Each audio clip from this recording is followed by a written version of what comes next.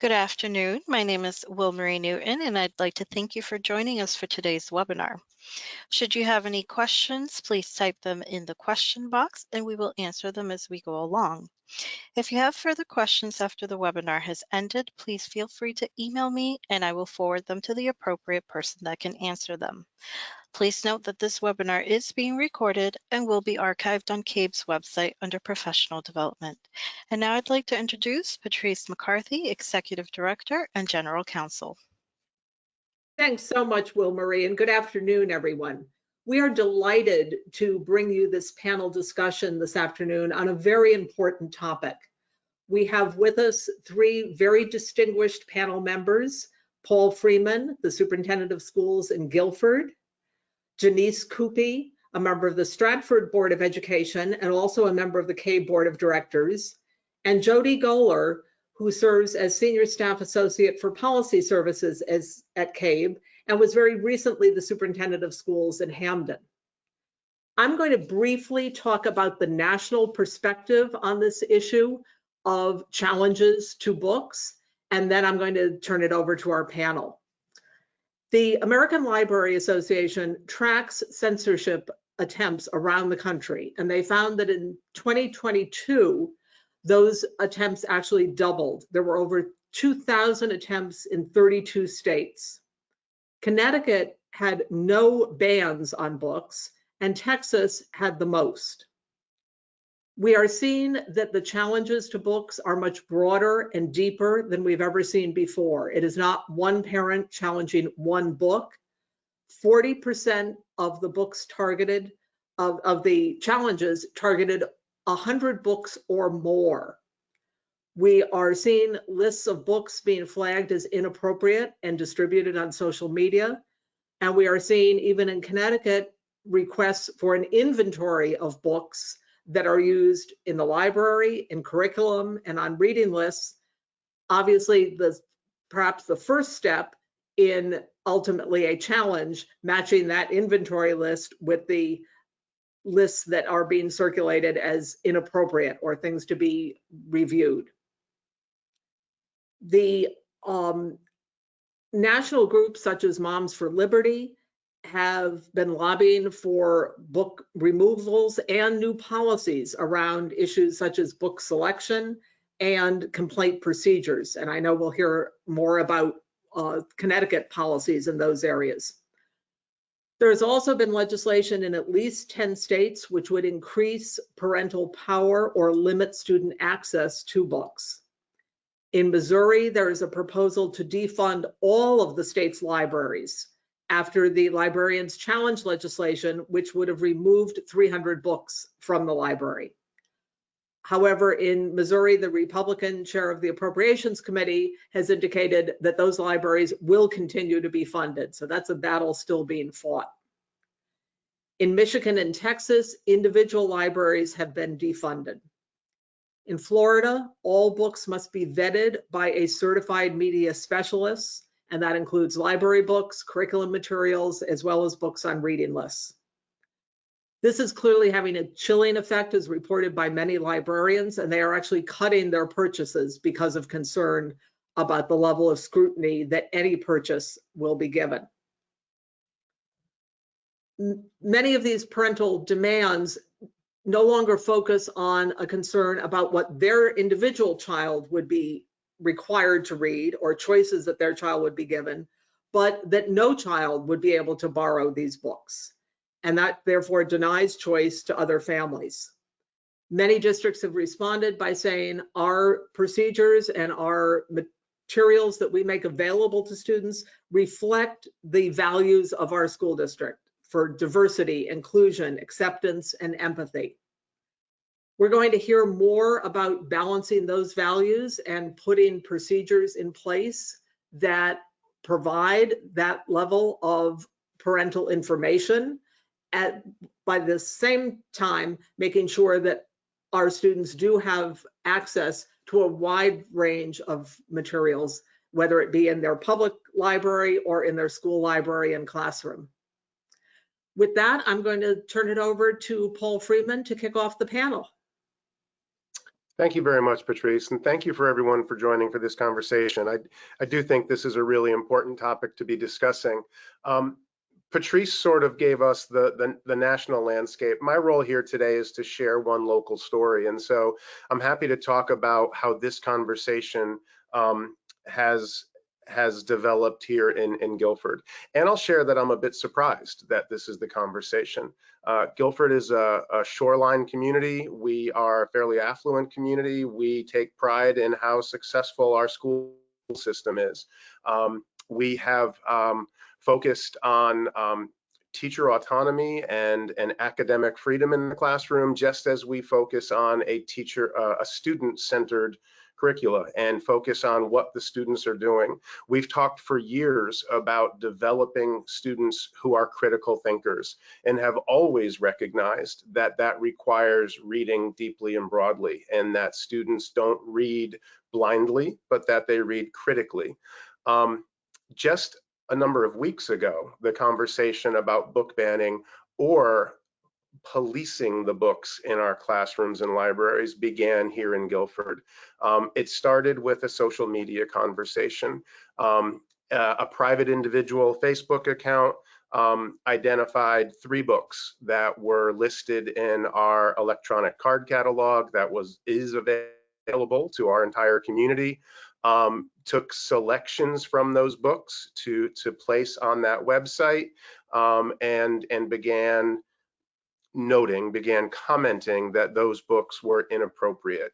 The 3 titles are Flamer, Lawn Boy, and It's Perfectly Normal. They're books that really clearly lean into LGBTQ themes or sexuality. It's Perfectly Normal is actually a fairly clinical book about the changes that happen to young adolescents as they begin moving through puberty. That book had been in our collection at a middle school library for years, and in fact hasn't been checked out in years. The other 2 books I find really interesting, Patrice, to your points. Both of those other books were very new to our collections. They were only at the high school, only in our high school collection. When I was alerted to the Facebook conversation that was taking place and the concerns that were being voiced around these titles, I checked one out, and it turned out that I was the first person in our community ever to check that book out of our school. It had only been in our collection for 2 or 3 months, and I was the first person ever to take it out. So Patrice, to your point about lists, national lists of books about which people should be concerned, that wasn't the conversation that started because a student brought that book home and a parent saw it in a backpack and got concerned. It was people being pointed to those books. Now, that social media activity led to a Board of Education meeting where about a dozen people commented, and a number of them read excerpts from those books, the same excerpts that had been quoted online. And they included some strong language. I think that language was taken out of context. They were read at the board meeting, and the suggestion was made by some that we should remove those books from our collections. By many others, the suggestion was made that we need to protect their students from taking those books out. There was questioning about how will we alert parents when students look at texts in our libraries? How will we stop, like, will we provide every parent the opportunity to submit a list of titles that their students don't have access to? So it isn't just book banning, but it is also controlling access to those texts. These books are in our libraries. They're not curricular books. The social media activity and then the board meeting resulted in email activity to the Board of Education. What I'm really excited to be able to share is that the emails that came in were about 10 to 1 in favor of maintaining texts in our libraries, encouraging the board to take a strong stance to continue to provide access to students. I published a letter to our community where I attempted to talk about the importance of access to broad reading materials, curricularly and in our libraries, where students can see themselves represented, can see people unlike themselves who are represented, and where all students can have the opportunity to access those texts. I also took the liberty to talk about the importance of the parental role. Just because we have a book in our library doesn't mean every child could or even should be accessing that book. But that's a parental role. Parents have both the right and the responsibility to talk with their students about what they're reading and what they're consuming.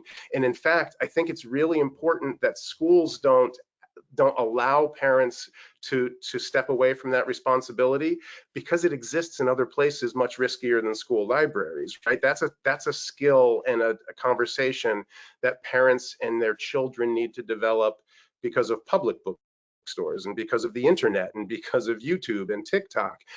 If we take on that mantle of policing those books, who's going to do it with the children when they're in places other than school libraries? So that's the local component. I know that we've got other commenters here, and I'm happy to answer more questions about what we're doing in Guildford as the conversation continues. Janice, why don't we go to you next?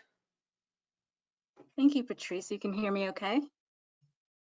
Great. Great. So Janice Cupee, as Patrice said, I am a member of the Stratford Board of Education. I'm on the CABE board, but I also serve on my local library board as well. So I bring kind of that perspective.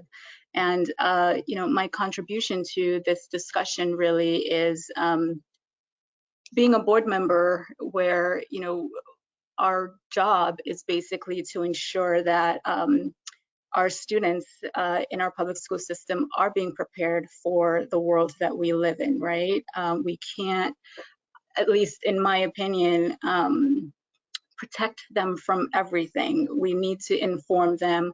I look at, what we do as a partnership with parents to making sure that we're not censoring our kids, we're educating them. And so when I think about this topic, I think about how important it is for our students to feel that they belong, right? The role of belonging and the benefits of that. When children see themselves on the shelves, basically, it increases their feeling of self-worth. They perform better in school, which is one of, as a board member, that's important, right? Their level of hostility reduces because they feel more comfortable.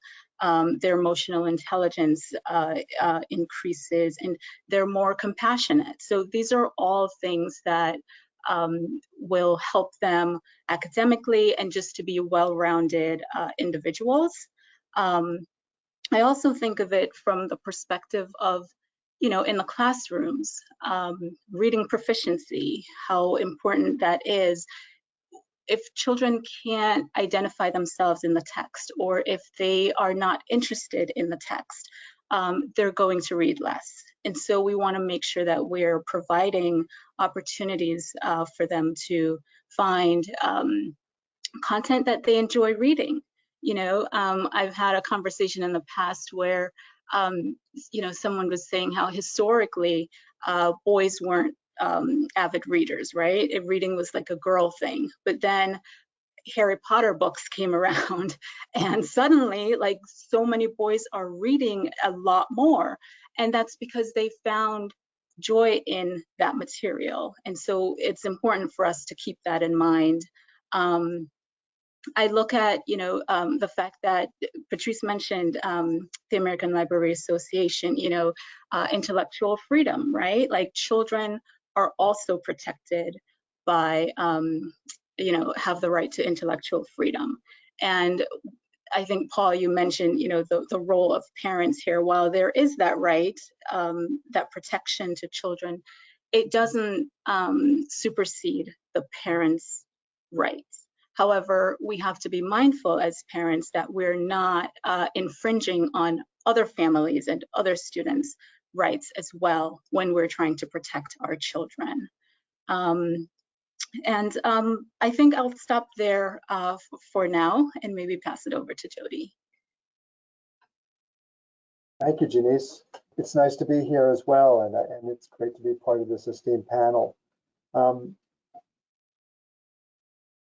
I was just about getting ready for college when two critical Supreme Court cases were decided, or one Supreme Court case and one actual Sixth Circuit case. The first came out, was called Minercini versus Strongville City Schools, which is in Ohio. And it reaffirmed the principle that school board officials do not have unfettered discretion to remove books from library shelves simply because they find the books objectionable.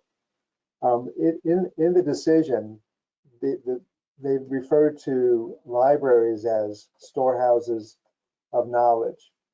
And so in 1975, Island Trees School District, and I grew up on Long Island, so Island Trees is a school district on Long Island. The school board had a case against Pico, and Pico was a senior at the time of the school, and the board decided to take a couple of books off the library shelves, and a group of students felt that was inappropriate for a board to do that, and they took the case all the way to the Supreme Court. And again, the Supreme Court decided that they ruled in favor of the students in this case, and the real issue was that the claim was that the books were removed because the books offended the groups who wanted the books removed, social, political, and moral tastes, and not because the books taken as a whole were lacking in educational value. So the case did go to the Supreme Court, and the court ruled in favor of the First Amendment on First Amendment grounds, holding that the right to read is implied by the First Amendment. And the government, in this case, the school board, cannot restrict speech because it does not agree with the content of that speech. And so that was I followed that very closely as, again, a high school senior going into college, and I just those Supreme Court cases have stood the test of time over the years. And so in my background, I was also an English teacher, and then I became a director of language arts, where I was in a position in a school district to defend a book called The Chocolate War at that time. And it was interesting because that book was only read by, when I first became the director of in this district, it was a book that was read only by certain groups of students. They were the honors level students, and they were the only ones who had the opportunity to read the book.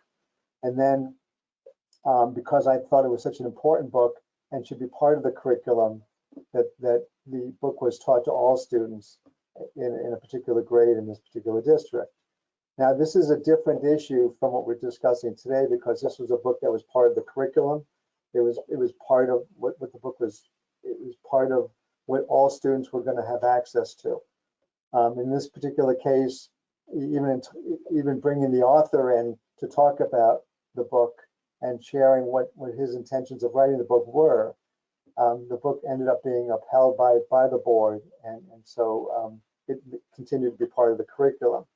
But as far as libraries are concerned, it's my role now, having been a director, having been a superintendent, and now being, working for CABE in the policy department, is to ensure that boards of education have the policies in place, but also the process in place for a parent in a community to raise a concern, and to have that concern be heard by the teacher, to be heard by the principal, to be brought up to the superintendent level if necessary, but ultimately to go through a process and then to have a policy that guides the board's thinking around what are libraries for, what opportunities should all students have with books in libraries, and how can a board be helped through policy to have the ability to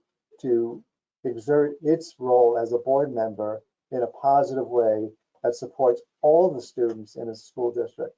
I know Janice spoke very eloquently, and Paul did as well, about their roles to ensure that all students have access to a variety of materials, and to ensure that those materials provide windows into the world, but also mirrors to reflect upon oneself.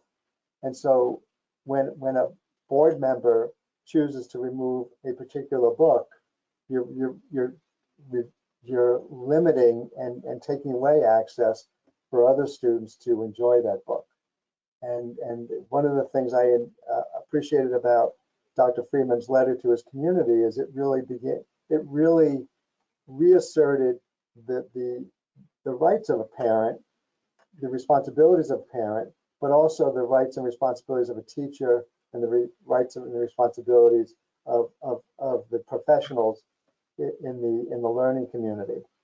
And I think that's part of our discussion, is to ensure that we are all here to support all students and to ensure that the parent, the teacher, the superintendent, all are aware, and board member are all aware of their roles in ensuring that all students have access to what they need to fully access their learning. And Jody, I think that's a really important point. And I think in Guildford, we were a little surprised.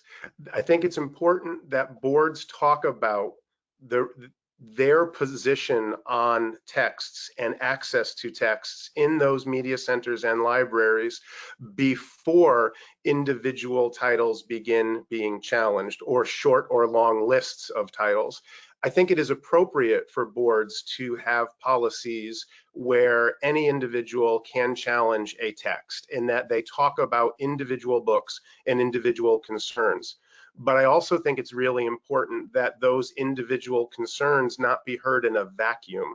I think it's important that you don't begin down the slippery slope of saying, well, this one's got some tough language in it, maybe we'll just take this one away, and maybe just the next one. I think it is important, and I was really proud before I sent out any communication of our board chair, who spoke at a public board meeting to say our position in general is that students need access to rich and diverse texts in which they see themselves and others represented, respectfully and appropriately and powerfully.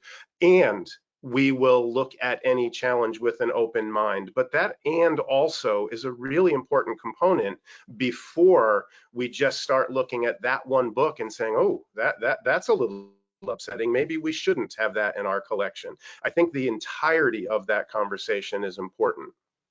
And that really presents itself as well in the complaint procedures, that you're not just looking at a single page or that you find offensive, but you're looking at the entire book, and you've read the entire book, and you can see how that one page is contextualized in an entire work.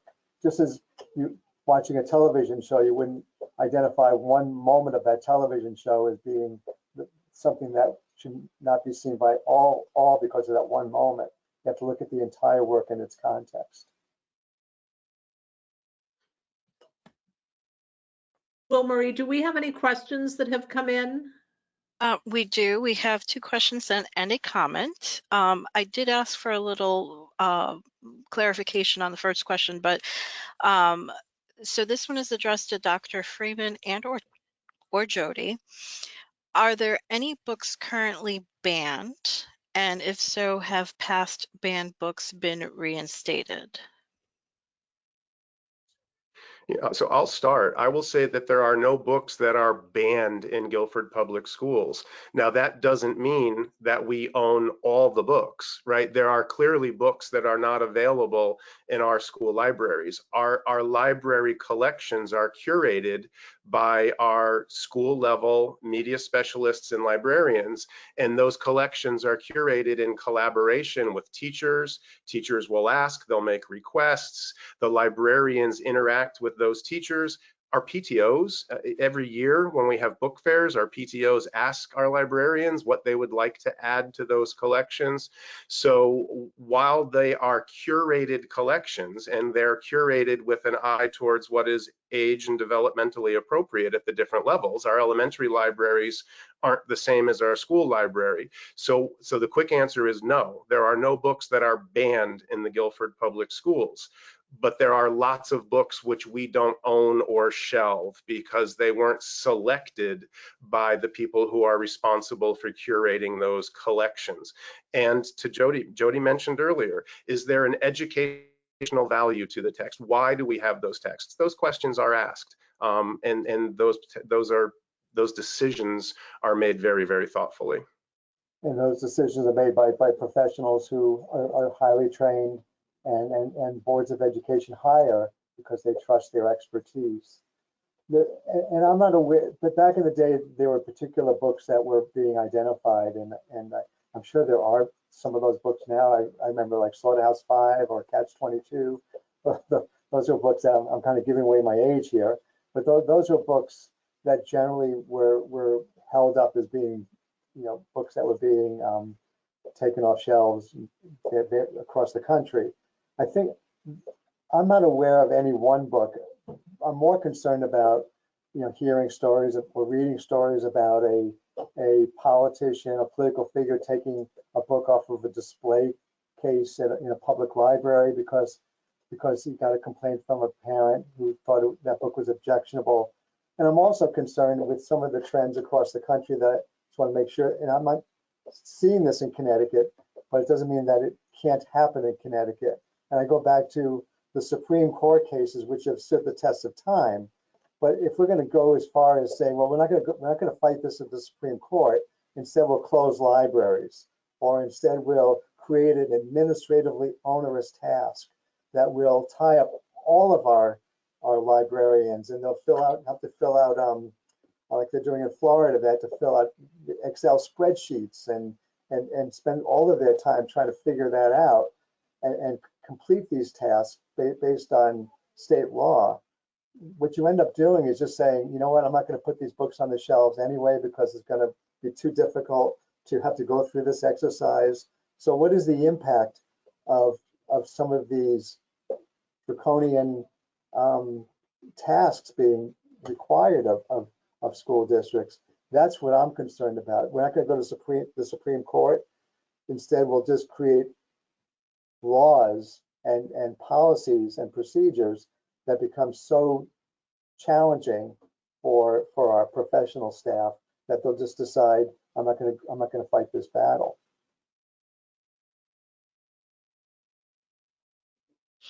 Thank you. Okay, so I have a couple more questions here. Should policy regarding individual texts include books in the curriculum or just address books in the library and media room?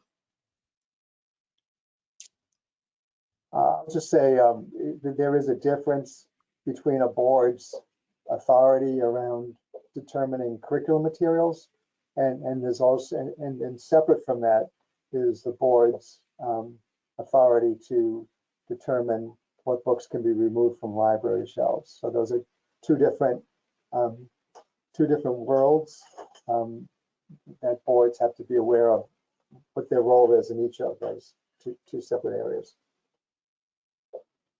Our policy in Guildford currently allows anybody to raise a concern about a text in either of those two categories. I think the board's deliberation would be different depending on which of those two they were discussing. Owning one copy of a book in a library that is not required of any student, I think this board would see as different than including a book in the approved texts for a course. And then I think there'd be a difference between an elective course and a required course. I think the board would look at, AP English as different than sophomore English, that is a graduation requirement, compared to AP English, that would be an elective. But our policy allows for any community member to raise a concern about any text in any of those different buckets.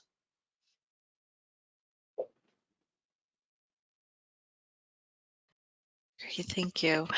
I have another question here. At what point does the Board of Ed ban a book, for example, if it meets any of the following criteria? So, let's see. I'll just begin. Maybe Janice, you can talk about your experience as a board member, but again, the board has to make deliberative decisions as to what it supports in regard to curriculum and what's being taught in the classroom. The board determines courses, it votes on the courses and materials to be used in those courses. But when it comes to library books, the board, in my view, needs to look at that very differently. That the library is there, again, as a storehouse of knowledge to be available for all students to be able to access. And so that's a separate decision than what a board would determine around curriculum and textbooks in a curriculum, for curriculum.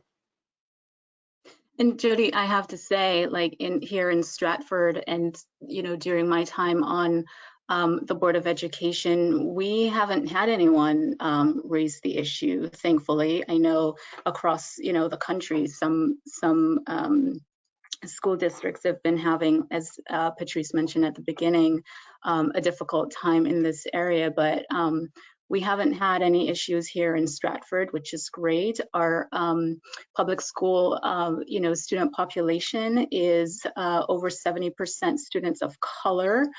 So for us, it's a priority to make sure that we are expanding the literature that we provide to make sure that our children are seeing themselves reflected in the text. We haven't been fighting the battle of removing any books. And I also know from our local library, because our children here in Stratford uses our public library extensively as well. They have a process where you have to submit, right? Like if you wanted to propose banning a book, you would submit, you'd have to fill out a form. And once people realize that they have to put their information on that form, suddenly they start to back off. So that's, pretty interesting in terms of the process. But knock on wood, we haven't had any issues here in Stratford with community members or parents trying to remove any of our books. Janice, if I could just ask a question too, because I believe I know what the answer is, but I wanted to check with someone involved in this work. But if there were a parent who had a concern about her child reading or his child reading a book in a class, are there mechanisms in place for that child to be given a different book to read? They can, yes, they can receive a different book to read, and the parent communicate with that teacher. Like I said, I haven't had the issue brought to the board, but I can't say specifically if someone have had that issue, but I know there are opportunities for them to have something separately that they could read that brings sort of the same content or material that you're trying to get through to with the curriculum, but through a different book. Right. Yeah. And Jody, I would add that two things. One, I want to just comment on this, and then maybe at the risk of taking the conversation in a slightly different direction, I would say that I trust in Guildford, and I hope that broadly that bar for that Board of Education would be high before they choose to remove a book from a curricular or a library collection. Again, those decisions, as you noted, Jody, right? Those are made by curricular decisions in Guildford are made by teachers who write our local curricula and create our local reading lists. The libraries are curated by media specialists who make thoughtful and professional decisions. So while I think it is appropriate for the policy to exist and for the board to have to visit those texts when legitimate concerns are brought up, I think that having the default position that books are good and access is good, and we should err in the direction of more, not fewer opportunities for students, so that the board has created a really high bar before they avail themselves of their ability to remove a book from one of those collections. And here's the risk of moving the conversation in an awkward direction. My fear, however, is not actually in the official form and process. My fear centers around those social media conversations and the national media, Patrice, and the chilling effect that it is having almost the preceding chilling effect that it's having in classrooms and libraries, where we know across the nation that librarians are buying fewer texts because they're worried about being called out, and teachers are making careful decisions and safe decisions rather than bringing really rigorous and challenging texts into the classroom. In our social media, individual teachers were called out around decisions that were made to have texts in libraries, and that is inappropriate for a classroom teacher or media specialist to be called out and to have suggestions and insinuations about that person's motivation in selecting a nominated text to write.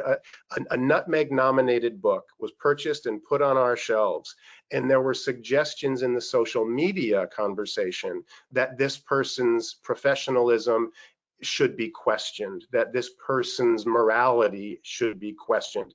That's what I fear, more than I fear the appropriate processes that live in most boards' policy manuals. And that's where you get to when you look at the Supreme Court case, the PICO case, which affirmed the rights of the students to be able to read the books that were on the shelves. And they're using the First Amendment as their basis for making that decision. So rather than fight the First Amendment and a Supreme Court case, which has been upheld in over the past 40 years, instead we'll put together again onerous tasks for our professional staff who are already overtaxed, trying to provide services to students. We'll create a whole different pathway, whether it's through social media and one challenge after another challenge to tie up the works, or it's an onerous task in Excel spreadsheets and defend what every single book that's on a library shelf. And so those are the things that I think you're exactly right, Dr. Freeman. I think that's one of my major concerns as well, is that we're not going to fight this at the Supreme Court in a legal way. We're going to fight this through administrative tasks and state policies or state statutes. Or financially, we'll just close libraries. If we can't win on the First Amendment, rights or whatever, we'll just close all the libraries. If I could add something, just following the issue, and I don't know how relevant it is to the conversation, but it stick out to me because the types of books that people are protesting, right? It always seemed to be something relating to race or LGBTQ. And those issues, it seemed to me that the issue it's people finding new ways to fight for their position on those issues. So suddenly schools are the next, schools and school libraries are the next sort of victim in this war, basically, right, on books. And I don't know, like, how can we handle or address the root of this issue? Because they're using school libraries and school books, as the mechanism to push these sort of anti, LGBTQ or racial positions.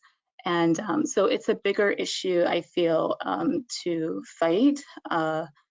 And it just, schools are really right now the focus, but it's popping up in other formats. And once maybe, we have a solution here, it's going to be another avenue that is chosen to fight the same issue.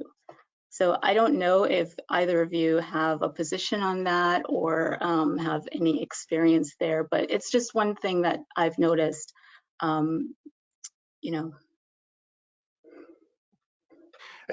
Janice, I think that's exactly right. I mean, the conversations in Guildford continue to go back to a decision that I made years ago to purchase copies of How to Be an Anti-Racist for the teaching staff in Guildford. They weren't used in a classroom. They weren't distributed to students. Simply wanting the teachers in 2019 to read How to Be an Anti-Racist, to broaden our thinking on topics of equity and justice. And I saw an email that was being circulated just this weekend, again, bringing up the fact that an educational organization purchased a book for our professionals.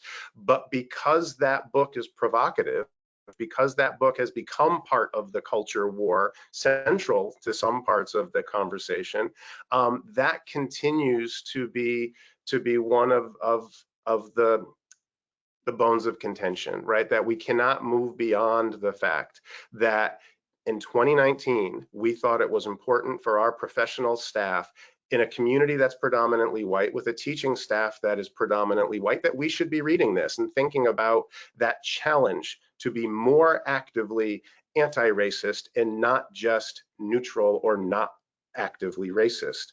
And that continues to be, and now it feels to me that the conversation has shifted, not just exclusively CRT, but to bring in concerns about gender and gender identity and trans identity.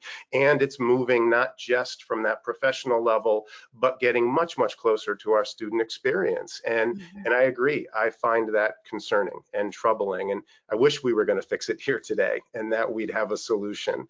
But I think it's an important conversation to be having, despite the fact that we'll come to no solutions by the time we're done. If we can't fix it today, we can name it today. How's that? There you go. Yes. First step. And if you go to the Island Trees School District versus Pico back in 1975, it was decided by the Supreme Court in 1982. But in 1975, the parents of United New York, or parents of New York United, were the group of parents who protested two particular books. At that time, it was Slaughterhouse-Five, and it was Langston Hughes's best short stories by Negro writers. And the assertion by parents of New York United was that the books were anti-American, anti-Christian, anti-Semitic, and just plain filthy. That was the language back in 1975. Just this weekend, I was talking to Paul before we started, and we're both aware of another book. We got a book about Japanese internment camps back during World War II, and the headline of this article was Scholastic, the major publishing company, Scholastic, wanted to license her children's book if she cut a part about racism. So from 1975 to 2023, the conversation and the landscape has shifted from just plain filthy, un-American, anti-Semitic, anti-Christian, to racism and homophobia. So those are the two key areas right now. Those are the two landscapes that most of these demands to take library books off of shelves centers around. But this is from all accounts, this is a beautiful book, important story about something that occurred in America in the 1940s. And because there was one part of the book where the author talked about systemic racism as being the context by which these kinds of decisions could occur, Scholastic publishers demanded that if she wants her book to be published, that part would need to be removed. Just as you're hearing other stories across the country about, we can teach this, but we can't talk about racism. We could talk about Ruby Bridges, but we can't talk about that as in the context of racism in our country. So how do you talk about Ruby Bridges without talking about racism? So when you think about that chilling effect, right, when it's being felt by publishers the size of Scholastic, how does it feel when it rests on the shoulders of 30 and 40-year-old teachers in their classrooms, making individual decisions and being called out? That's exactly what my greatest concern in this conversation is. And how do we, as administrators and board members and CABE, protect those individuals and help them to stand up to make those tough decisions and have those important conversations in the classroom, even when there's a national list somewhere that has that book title on it, but we're still going to use it in our classroom. You know, it wasn't that long ago that local libraries and high school libraries celebrated Banned Book Week by putting out specific shelves that highlighted the books that have been banned through our history. I remember that happening when I was a building administrator 1,000 years ago. But we know locally in Connecticut, a local school district was called out in the last few years for celebrating banned books and for drawing attention to them. That's a change in my career, and I'm concerned about the direction that it's going. Yeah. One of my greatest fear as a board member is waking up and hearing that one of our children harmed themselves, right? Because they're going through just not feeling welcomed or belonging in our school system. And I've sat in discussions where we get feedback from our students, and some of the comments include, at their particular school, they don't feel like there's a safe space for LGBTQ, right? And so that becomes a priority to make sure that they are feeling safe, within any number of our schools in the district, right? So if it means having more literature that they can relate to, like, that's important. That's something we as board members and the staff have to be mindful of, and creating those opportunities, right? Because our student safety is a priority, and meeting that need comes in so many different ways, right? Like, there's a number of ways that we can make a child feel safe, and if having materials that they can relate to is one way, we should support that. So Yeah. And Janice, I think that goes to this idea about parental rights. An individual parent may not want his or their child to read Flamer. And that's your role as a parent, to have that conversation with your child and say that you don't want them to read that book. But other people's children would benefit from finding Flamer, from coming across a book that talks about the experience of being an 8th grader, starting high school, and struggling with your own sexuality and identity. Some students need that, and to take that off of the shelves, or to put that in back where you need to address an adult and ask some kind of special permission to draw that text and to be able to have access to that now infringes on everybody else's parental rights, and, to Jody's point, the right of the student as an individual. Our kids aren't just our kids. They're also individual people with rights and identities of their own. And I know that that's tough to talk about, but we need to be careful that decisions that we make supporting one person's parental right doesn't infringe everybody else's parental right or on any individual's rights as they're growing in our schools. Absolutely. And ultimately, we want our classrooms we want to create environments that promote, we're promoting the challenging of ideas and theories, and not talking about one another, that you could have different diverging points of view in a classroom. And we're trying to teach children that they can have those different points of view, but to be open to other people's arguments, not to judge other people because of their argument, not to make it personal, but to talk about ideas. And what do we have as tools to help children, to open them to that world of possibilities? Books.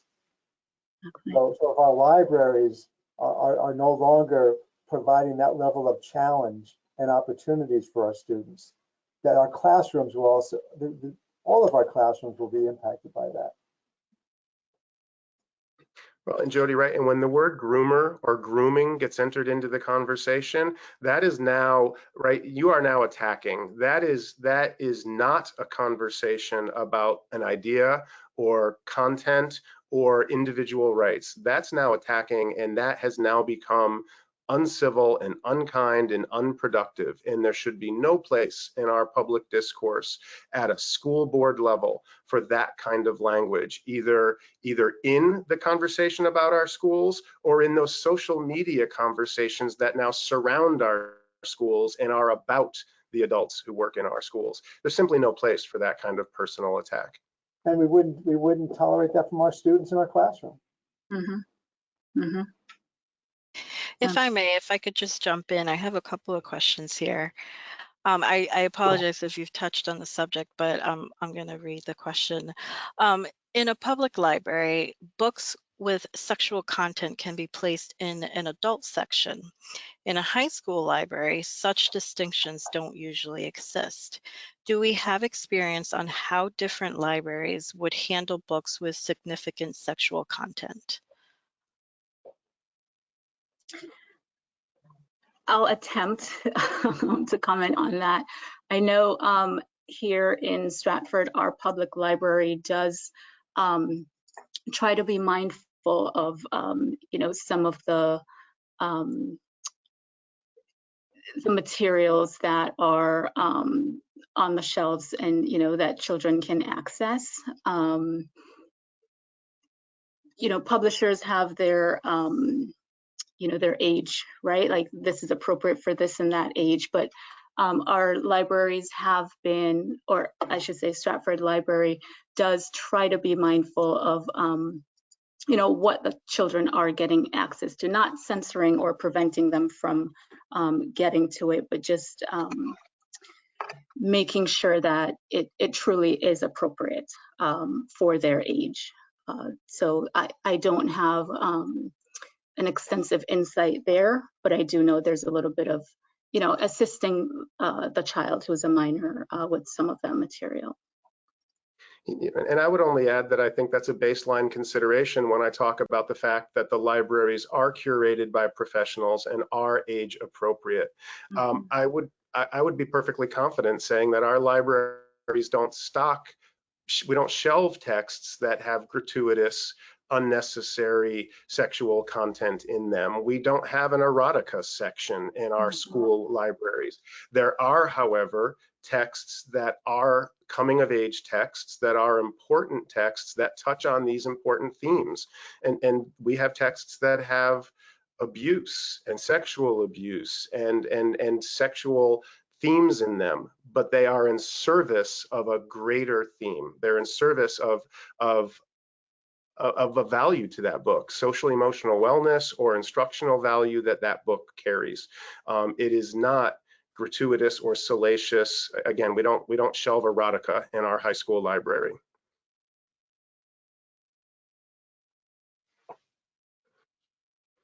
Thank you. I have another question here.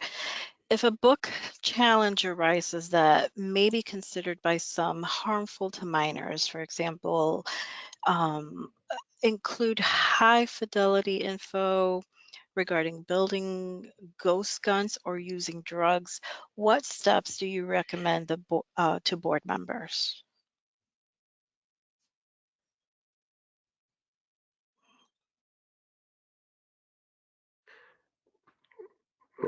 Jody, I was waiting for you to jump in. I think if there's a specific book that has a specific concern that it will cause harm, that's the place for the procedures that exist. That is a place for an individual to write an individual specific book challenge to enumerate their concerns from that book and to ask the board to address it individually. You could also go through the simple chain. If that's connected to a classroom experience, then your first step is a phone call to your child's classroom teacher to ask their thinking. What is the teacher's thinking there? Then there's a building level principal a conversation could be had with, and then there is the appropriate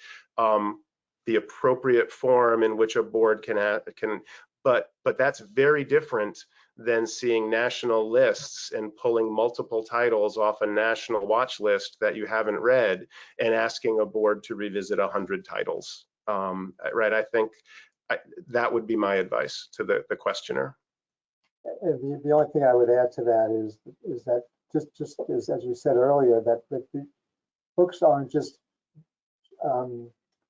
shipments of books don't just land on the doorstep of a school library, and then the librarian just takes them and just puts them on shelves. There's a curation process that occurs, and again, librarians they have whether it's through their own organizations, working with other professional librarians, or from their own experience, from their coursework, from their reading, they're highly trained to identify books that would be appropriate to be put on public school library shelves, and books about that would provide manuals for children to put weapons together. To me, sounds like it would not pass muster of any librarian I've ever met. But again, there is a process in place, as Dr. Freeman points out, that if such a book were to land on a shelf, that would be a perfect opportunity for any parent to communicate to the school that someone's got to look at this book. It's giving kids really dangerous information. And I would just comment that given the constraints we all know local budgets are under, and school libraries and public libraries are no exception to that, I would be very confident that those professionals are using great scrutiny in putting those precious dollars to use in the best way possible for students, and that those selections are therefore done very deliberately. Yes. Other questions, Will Murray? I have a question here. What is the feeling about not keeping circulation history in the online catalogs, so that if a parent requests their child's history, the library media specialist has nothing to give?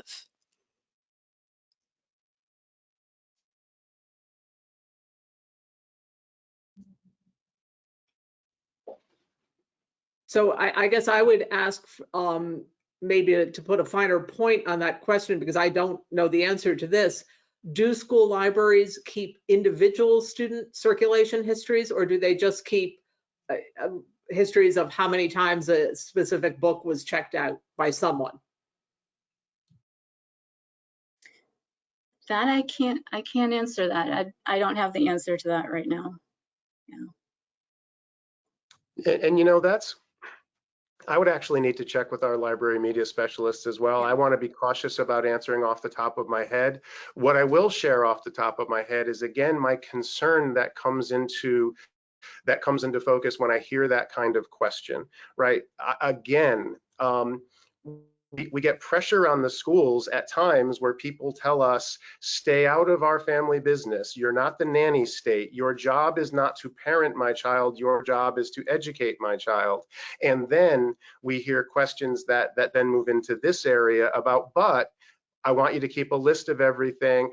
Again, there is a role for the parents to talk about your children, about their media diet.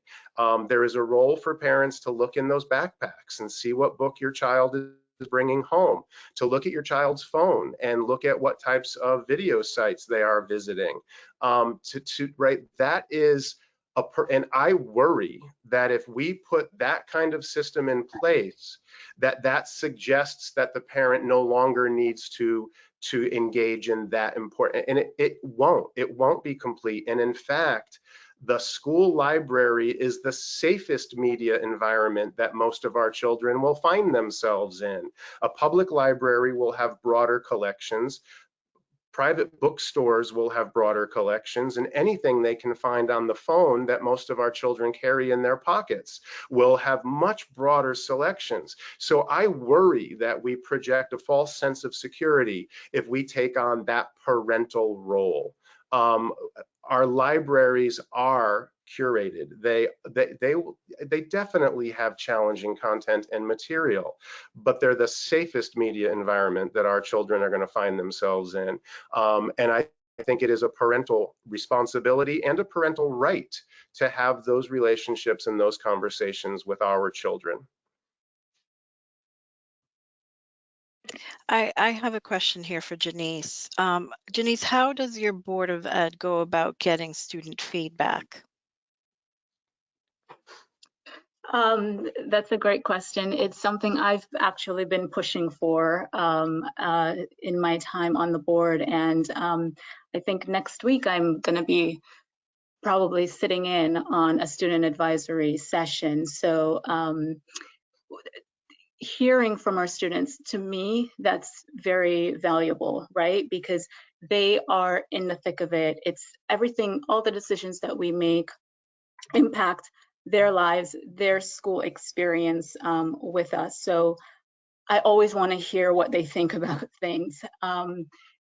We have at our board meetings, you know, we have the student updates, but I've asked for more contribution from our students. So it's not quite in place yet, but it is absolutely something that I am pushing for. So I've, you know, suggested having student voice involved in our subcommittee meetings so that we can hear directly from them, whether, you know, maybe have them join policy meetings when we're setting policies, because I want to know how my working on a policy that's going to affect their lives, you know, what are they experiencing that they can tell me that this might contribute to, or this might cause, you know, a bad experience, or whatever the case might be. Those are the kinds of input I want to hear. And it's not quite in place yet. And I've been working with our superintendent to create more opportunities for our board itself and our members to get more student input. And maybe Paul, you can correct me if I'm wrong on this, but it seems to me I remember librarians talking often to students about what they're reading. So you do have a lot of give and take. You have librarians who will do book talks and then introduce students to a variety of books. But I've heard many times librarians just really interested in the librarian would come to me and say, a lot of kids are reading this book, or a lot of the kids are reading that book, and here are 3 other books I'm interested in bringing in because some students share with me these books. So there's a lot of two-way conversations occurring between librarians and students in our schools. I think that's exactly right. And Jody, if I recall correctly, I know that you and I had discussed an article in the New York Times that talked, again, Patrice, it's back at the national level, wasn't specific to Connecticut and may not have had Connecticut examples, but did have examples from around the country of students going into their school librarians and requesting titles and being told, no, we're not going to purchase that book. Patrice, I think that happens at times because of financial limitations, but in this article, it was happening because librarians were in states where they couldn't purchase that title, or they were afraid of purchasing that title. And students were being given advice to go to Amazon or go to a public library because their schools weren't shelving the titles that they were interested in finding. And that, of course, also creates equity issues because some students are able to purchase things on Amazon and other students are not. Right. I have another question here. Aside from having solid material selection and challenge policies in place, what can boards of education do preemptively to prepare for potential book challenges? I'll start, and I think when you look at the policies that are already on the books, I think one key piece is for boards of ed to be completely well versed in the policies that they have, to review their policies around controversial issues, to review their policy around complaint policy, and to to read those policies with an understanding that they want to give parents an opportunity to share concerns, but also with the idea that they want to ensure that libraries provide the kinds of access to materials that they think our students should have. I would say that the first step for me would be being aware of the policies you have. It goes back to a conversation I've had with a few different people around parents' rights. If you look at my last, I believe it was policy update, I talked about parents' rights as being right now something that's happened, conversation that's happening on the national level. But when you really start to look at what the parents' rights legislation or bill is looking for, your own policies have all of those things. The parents want a right to ensure that their children have privacy. Well, you have privacy rights in your board manual, in your policy manual right now. You want to have access, parents want access to their board to be able to share concerns with their boards. You have policies in your manuals right now to address those issues. So I think the first step is to be aware of your policies, read them, and if you're concerned about the fact that the policies seem antiquated, they haven't been updated in 20 or 30 years, you have an opportunity to share that concern with your policy committee and ensure that, and also look at the CABE policy manuals, which provide model policies, a little more updated than 30 years ago. That will give you some things to talk about amongst your policy committee. And Jody, I would push beyond that. I would encourage boards to revisit their portrait of the graduate or their mission and vision statement. In Guildford, our portrait of the graduate includes language like critical thinker, empathetic individual, and global citizen. And then to talk about, is that facilitated by having a small, sanitized, safe collection of texts? Or is that facilitated by having a broad, rich collection of books that challenge students, allow them to see themselves portrayed respectfully and powerfully, and allow them to see others who are unlike themselves? If we want to grow critical thinkers, global citizens, and empathetic human beings, we facilitate that by having challenging books in our library, not by restricting that access. I agree with both of you, and just quickly add, like Jody said, familiarizing ourselves with our policy, and I think Paul, you may have mentioned it earlier in the discussion.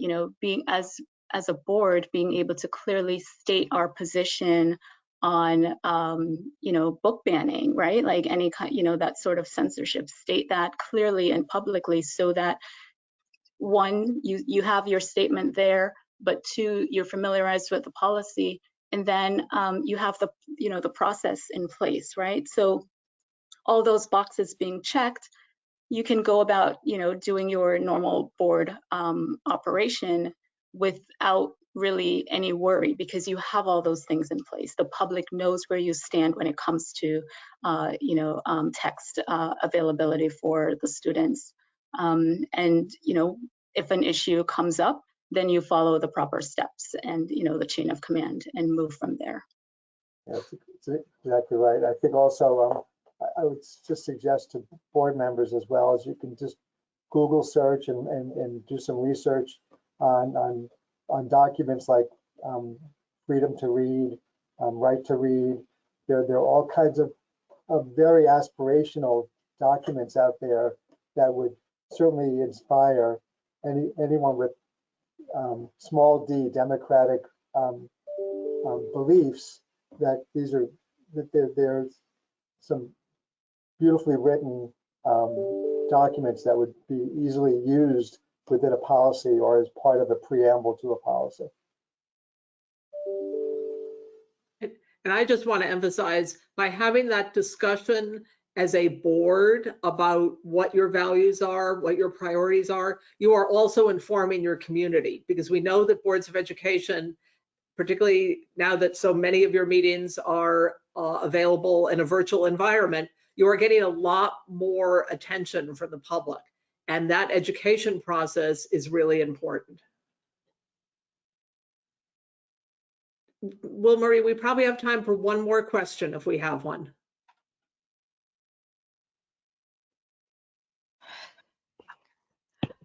So, can you elaborate on the opposing perspectives and the validity of the positions?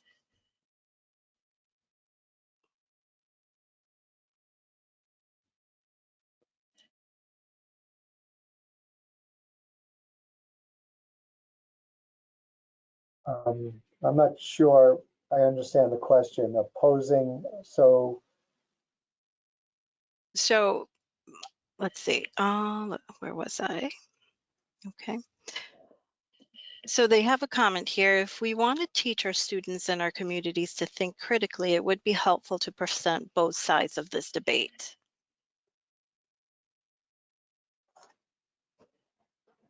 I'm not sure, again, I don't mean to sound flip about this, but I'm not sure that this is a debate that has two equal sides to it. To me, we're providing access to students, providing access of materials to students, access to a wide range of instructional resources to students. And I think the argument against that would be to say that we want to restrict the range of access to students. Again, based on concerns around equity, around the wide interests of a wide range of students, diverse range of students. I don't see it as equal to say that limiting access is on the same level as providing access, especially when we're talking about school libraries. We're talking about curriculum or things that are more under the board's jurisdiction. I think that's perhaps you can have some of those debates, but whether or not our library should have Catch-22 in it, or Slaughterhouse 5 in it, or Flamer in it, I don't believe there's a good argument to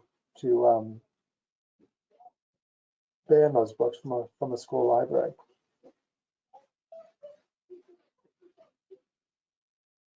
Yeah, I agree. I don't think there's another equal side to this at all. I mean, we've talked about, the piece where parents' rights, right? And that's the only sort of other position I see. And from, the discussion here, providing access to materials, we all support parents having the right to make a decision when it comes to their child, as long as it's not infringing on other children and other families, because we all have the same, First Amendment rights and intellectual freedom. So. And I just believe overall that schools are places that should be preparing students for the world, and we can't, versus protecting students from the world. And whether we're talking about technology and AI technology and other things, I think schools are compelled to help students engage with these various tools, these various resources in ways that will help them prepare themselves to have that portrait of a graduate, to be prepared to be engaged citizens. And that's what public schools have always been about. Obviously, it's a different world that we're preparing students for, but I'm much more comfortable preparing them than thinking that we are able to protect them from the things that all students are going to be confronting when they get out of school. Because we can't even imagine what some of those things are going to be in the lifetime of the students that are in school right now. Did any of us think about AI when we were in school? Well, maybe Janice. I didn't think about AI until January of this year. Well, I want to thank our panelists, and I want to emphasize one of the things that you mentioned was enabling our students and citizens to have a civil discussion about a whole variety of issues, including controversial topics. And that leads me to remind people that we will be hosting another webinar tomorrow in conjunction with the REL Center, and it is focused on civil discourse. So I think that's another opportunity for people to continue to develop their skills and be able to have these very important conversations, whether they are having them at home, in the classroom, or at a board meeting. I want to thank Janice, Jody, and Paul very much for sharing their expertise with us. And I hope you all have a wonderful afternoon. Thank you. Thank you. Thank you, Patrice, and thank you everyone for joining us. Thanks.